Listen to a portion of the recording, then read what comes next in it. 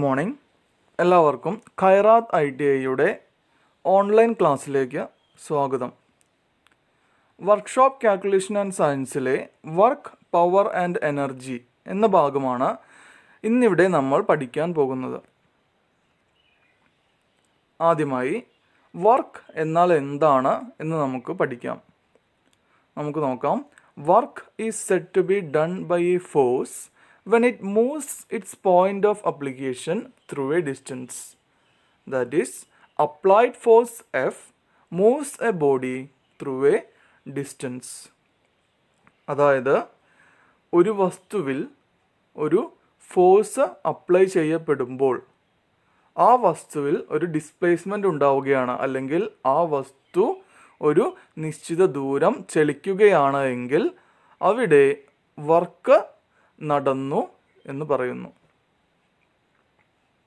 അതായത് ഒരു ഫോഴ്സ് അത് അപ്ലൈ ചെയ്യപ്പെടുന്ന വസ്തുവിൽ ഒരു ഡിസ്പ്ലേസ്മെൻ്റ് ഉണ്ടാക്കുകയാണ്, അല്ലെങ്കിൽ അത് അപ്ലൈ ചെയ്യപ്പെടുന്ന വസ്തുവിനെ ഒരു നിശ്ചിത ദൂരം ചലിപ്പിക്കുകയാണ് എങ്കിൽ അവിടെ വർക്ക് നടന്നു എന്ന് നമുക്ക് പറയാം. അതായത് നിങ്ങൾ ഒരു ഭാരമേറിയ വസ്തുവിനെ ഒരു ഫോഴ്സ് അപ്ലൈ ചെയ്ത് നിങ്ങൾ അതിനെ എന്ത് ചെയ്യുകയാണ്? തള്ളുകയാണ്. അപ്പോൾ ആ വസ്തു ചലിക്കുന്നില്ല എങ്കിൽ നിങ്ങൾ അവിടെ വർക്ക് ചെയ്യുന്നില്ല. നിങ്ങൾ ഫോഴ്സ് അപ്ലൈ ചെയ്യുന്നുണ്ട്, പക്ഷേ അവിടെ വർക്ക് നടക്കുന്നില്ല. എന്നാൽ നിങ്ങൾ ആ വസ്തുവിൽ ഫോഴ്സ് അപ്ലൈ ചെയ്യുമ്പോൾ ആ വസ്തു ചലിക്കുകയാണ് എങ്കിൽ, ആ വസ്തുവിന് ഡിസ്പ്ലേസ്മെൻ്റ് ഉണ്ടാവുകയാണ് എങ്കിൽ അവിടെ വർക്ക് നടന്നു എന്നർത്ഥം. നമുക്ക് നോക്കാം. Work done, W equals force into displacement. അതായത് വർക്ക് ഡണ്ണ് കാണാനുള്ള ഇക്വേഷൻ എന്താണ്? ഫോഴ്സ്, എത്ര ഫോഴ്സ് അപ്ലൈ ചെയ്യപ്പെടുന്നു ഇൻറ്റു ഡിസ്പ്ലേസ്മെൻറ്റ്, വസ്തു എത്ര ദൂരം ചലിക്കുന്നു. അതായത് W equals F into S. വർക്കിൻ്റെ SI യൂണിറ്റ് ജൂളാണ്. ജൂൾ. നമ്മൾ ജൂളിനെ ക്യാപിറ്റൽ ലെറ്റർ J ഉപയോഗിച്ചാണ് സൂചിപ്പിക്കുന്നത്. ഒരു ജൂൾ എന്നാൽ 1 ന്യൂട്ടൺ മീറ്റർ ആണ്. നമുക്കറിയാം ഫോഴ്സിൻ്റെ യൂണിറ്റ് ന്യൂട്ടൺ ആണ്, ഡിസ്പ്ലേസ്മെൻറ്റിൻ്റെ യൂണിറ്റ് മീറ്റർ ആണ്. അപ്പോൾ ഒരു ജൂൾ ഈക്വൽസ് 1 ന്യൂട്ടൺ മീറ്റർ. നമുക്കിവിടെ ഒരു ഉദാഹരണം നോക്കാം. ഒരു വസ്തു അതിൻ്റെ ഇനീഷ്യൽ പൊസിഷനിൽ ഇരിക്കുകയാണ്. ആ വസ്തുവിൽ നമ്മൾ 30 ന്യൂട്ടൺ ഫോഴ്സ് അപ്ലൈ ചെയ്യുമ്പോൾ ആ വസ്തു 5 മീറ്റർ ദൂരേക്ക് ചലിക്കുന്നു. അങ്ങനെയെങ്കിൽ അവിടെ displacement 5 metre.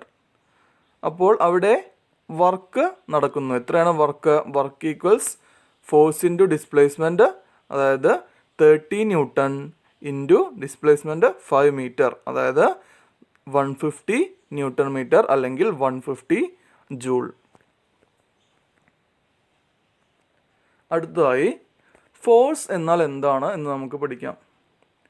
A force is that which changes or tends to change the state of rest or motion of a body.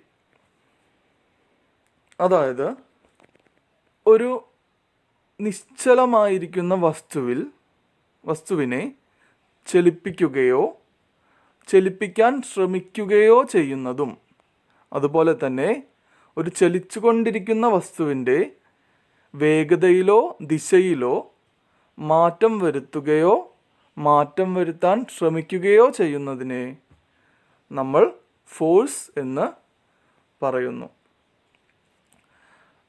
നമുക്ക് നോക്കാം. Force F equals mass into acceleration equals M into A. ഫോഴ്സിൻ്റെ equation എന്താണ്? Mass into acceleration, വസ്തുവിൻ്റെ ഭാരം into അത് എത്ര ആക്സിലറേഷനിൽ ചലിക്കുന്നു, അതാണ് മാസ് ഇൻറ്റു ആക്സിലറേഷൻ. ഫോഴ്സിൻ്റെ SI യൂണിറ്റ് എന്ന് പറയുന്നത് ന്യൂട്ടൺ ആണ്. ന്യൂട്ടണെ നമ്മൾ ക്യാപിറ്റൽ ലെറ്റർ N ഉപയോഗിച്ച് റെപ്രസെൻറ്റ് ചെയ്യുന്നു.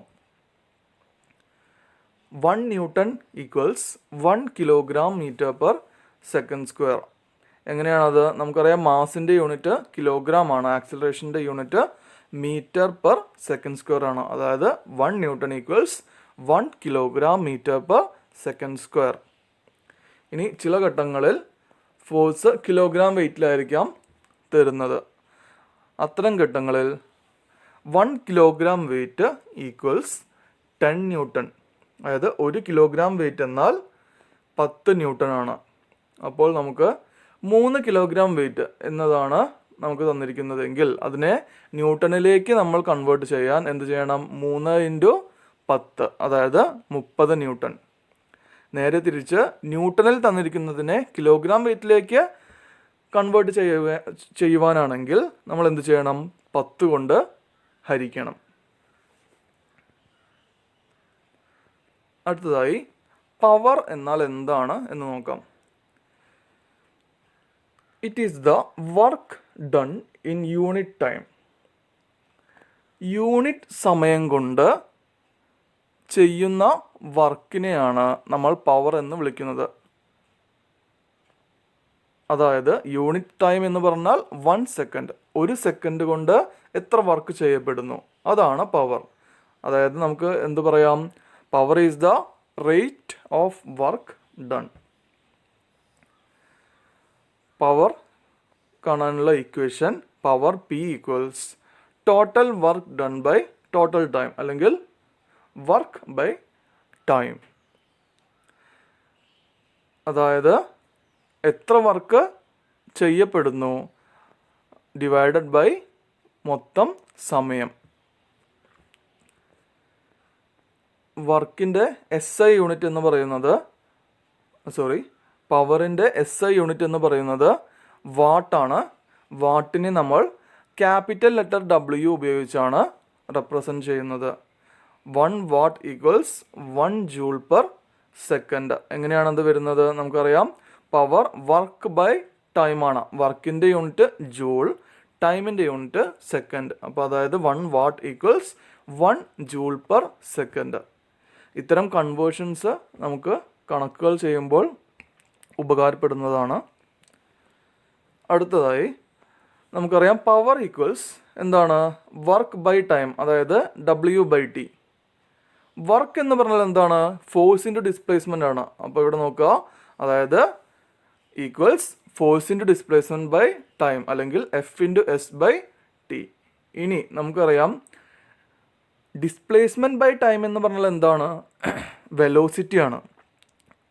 അപ്പോൾ അതായത് ഡിസ്പ്ലേസ്മെൻറ്റ് ബൈ ടൈം എന്നുള്ളത് വെലോസിറ്റി ആയി എടുത്താൽ power equals force into velocity എന്ന് നമുക്ക് പറയാം. അപ്പോൾ അതായത് പവറിന് 3 ഇക്വേഷൻസ് ഉണ്ട്. Power equals work by time അല്ലെങ്കിൽ W/T equals force into displacement by time അല്ലെങ്കിൽ F/S/T equals force into velocity അല്ലെങ്കിൽ F/V. നമുക്കറിയാം പവറിന് ധാരാളം യൂണിറ്റുകളുണ്ട്. പൊതുവെ നമ്മൾ പവറിന് ഒരു ഇൻഡസ്ട്രിയൽ ഗ്രേഡിലൊക്കെ ഉപയോഗിക്കുന്ന യൂണിറ്റാണ് ഹോഴ്സ് പവർ. നമ്മൾ ഒരു ഇലക്ട്രിക് മോട്ടറിൻ്റെ അല്ലെങ്കിൽ എൻജിനിൻ്റെ ഒക്കെ പവർ നമ്മൾ പറയുമ്പോൾ നമ്മൾ ഹോഴ്സ് പവറിലാണ് പൊതുവെ പറയുന്നത്. 1 ഹോഴ്സ് പവർ എന്നാൽ നമ്മുടെ മെട്രിക് സിസ്റ്റത്തിൽ ഒരു ഹോഴ്സ് പവർ എന്നാൽ 735.5 വാട്ട് ആണ്, അല്ലെങ്കിൽ റൗണ്ട് ചെയ്തിട്ട് 736 വാട്ട്. ഇനി ബ്രിട്ടീഷ് സിസ്റ്റത്തിൽ അല്ലെങ്കിൽ FPS സിസ്റ്റത്തിൽ 1 ഹോഴ്സ് പവർ എന്നാൽ 746 വാട്ടാണ്. അടുത്തായി 1 കിലോ വാട്ട്. 1 കിലോ വാട്ട് എന്ന് പറഞ്ഞാൽ നമുക്കറിയാം 1 കിലോ വാട്ട് എത്രയാണ്? 1000 വാട്ടാണ്. അതായത് 1.34 ഹോഴ്സ് പവർ.